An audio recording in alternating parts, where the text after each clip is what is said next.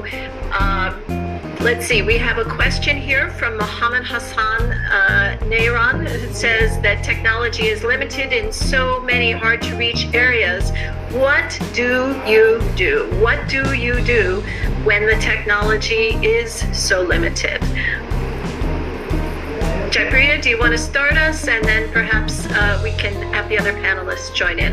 Yes, it's an interesting question, and in a country like ours, India, we have at least realized that each household has a mobile phone, right?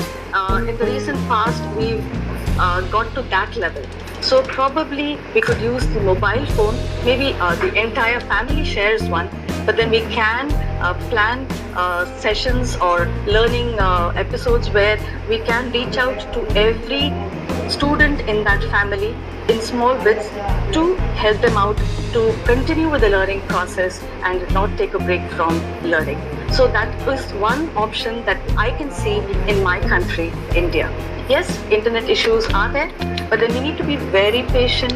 We need to ensure that we are looking at a long-term goal and not just trying to be reactive, but more proactive. And I think if all of us collaborate, all the stakeholders collaborate, I think we can design success story. Thank you. Anne-Marie or Con, anything you would like to add to that? I think creativity and really supporting all members of your education community. When COVID hit, we in Minnesota, we had actually our bus drivers started driving their routes to drop off food and materials to students. So I think creativity and looking at all of the resources, who in your community can help get materials to students, who in the community can help be educators.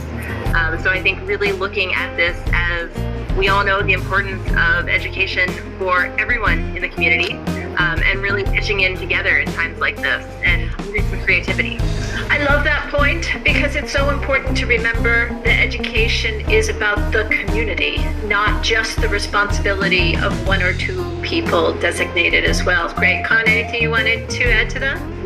Yeah, I think at this point, innovation has to be more than making a phone more fancy. It has to be at this stage something in finding solutions so that the gap between the haves and those who don't have technology will not increase, But when I went to a refugee camp to build a school, I noticed that 75% of those refugees had mobile phones and cheap 4G bundles. So we need to focus how to get the most out of that, how to make learning more mobile, etc., how to make good cases out of that.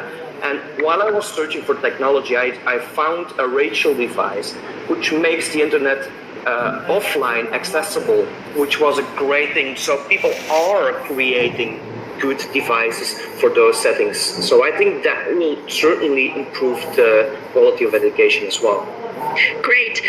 The last question that I have for everyone is going to be to name one resource that you can share with this wonderful community of people who are spending their day listening to this event. On my behalf, I'd like to start by saying EdSurge